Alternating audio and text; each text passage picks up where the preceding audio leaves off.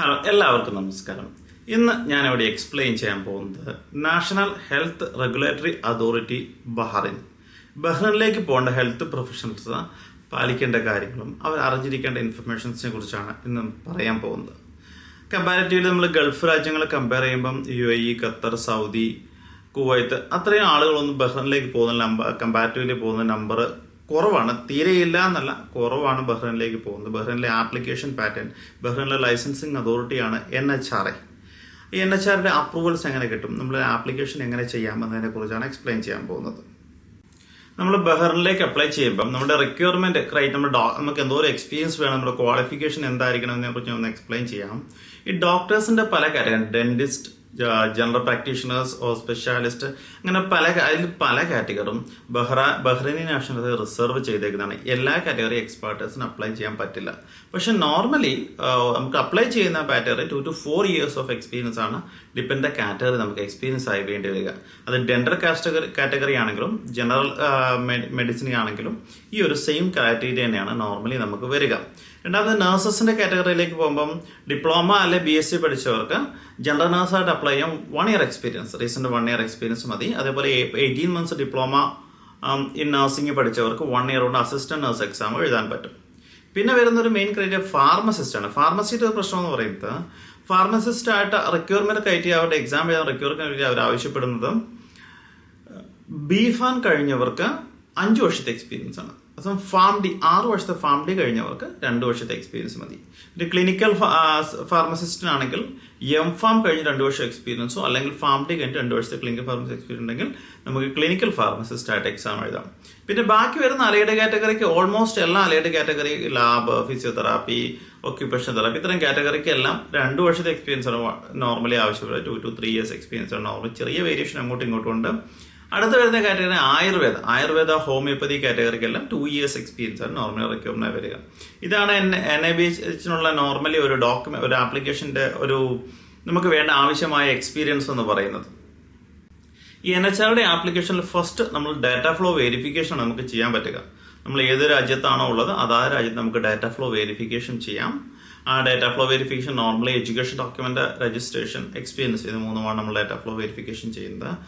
മറ്റ് രാജ്യങ്ങളിലെ പോലെ ഇപ്പം UAE DHA എക്സാം എഴുതുന്ന പോലെ അല്ലെങ്കിൽ സൗദിയുടെ എക്സാം എഴുതുന്ന പോലെ നമുക്ക് വൺസ് ഡേറ്റ ഫ്ലോ കഴിഞ്ഞിട്ട് നേരിട്ട് അപ്രൂവൽ എടുത്ത എക്സാമിലേക്ക് നമുക്ക് പോകാൻ കഴിയില്ല. അതാണ് ഇവിടുത്തെ ഒരു വ്യത്യാസം എന്ന് പറയുന്നത്.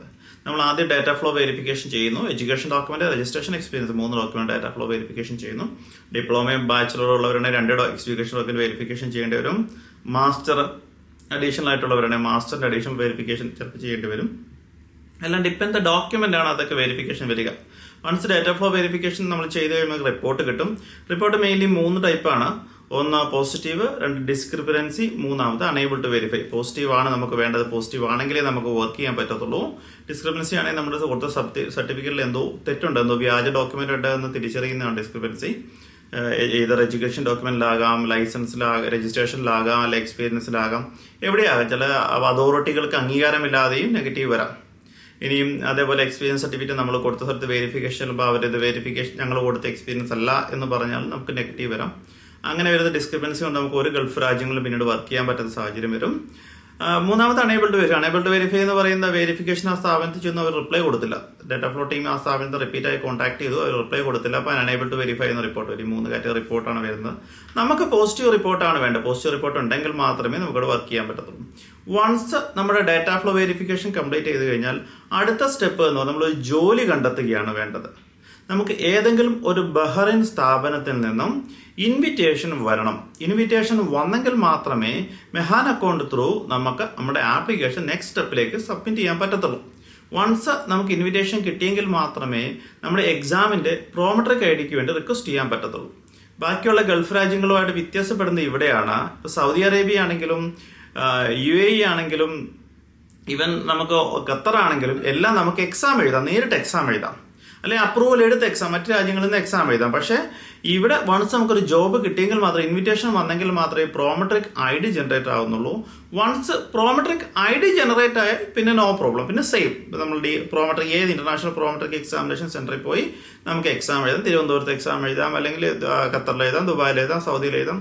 ബോംബെയിൽ ഏത് എവിടെ വേണമെങ്കിലും നമുക്ക് എക്സാം എഴുതാൻ പോയി എക്സാം. പക്ഷേ പ്രോമെട്രിക് ആയിട്ട് ജനറേറ്റ് ആണെങ്കിൽ നമ്മൾ മെഹാന കൊടുത്തൊരു ആപ്ലിക്കേഷൻ സബ്മിറ്റ് ചെയ്യണം. അങ്ങനെ ആപ്ലിക്കേഷൻ ചെയ്യണേ നമുക്ക് അവിടെ നിന്ന് ഏതെങ്കിലും ഹെൽത്ത് കെയർ സ്ഥാപനത്തിൽ ഇൻവിറ്റേഷൻ വന്നെങ്കിൽ മാത്രമേ നമുക്ക് ആപ്ലിക്കേഷൻ സബ്മിറ്റ് ചെയ്യാൻ പറ്റത്തുള്ളൂ. ബഹ്റിനിലെ ആപ്ലിക്കേഷൻ എങ്ങനെ ചെയ്യാമെന്നുള്ള ചെറിയൊരു സംശയങ്ങളൊക്കെ നിങ്ങൾക്ക് മാറി കിട്ടിയെന്ന് ഞാൻ കരുതുന്നു.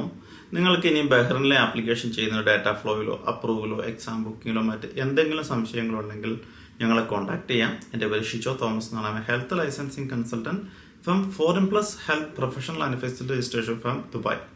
അപ്പോൾ നിങ്ങൾക്ക് ഇത്തരത്തിലുള്ള എന്തെങ്കിലും സംശയങ്ങളുണ്ടോ, നിങ്ങൾ എക്സിസ്റ്റിംഗ് ആപ്ലിക്കേഷനിൽ എന്തെങ്കിലും പ്രോബ്ലമായി നിൽക്കുകയോ മറ്റെന്തെങ്കിലും സംശയങ്ങളുണ്ടെങ്കിൽ നിങ്ങൾക്ക് ഞങ്ങളെ കോൺടാക്ട് ചെയ്യാം. Thank you very much.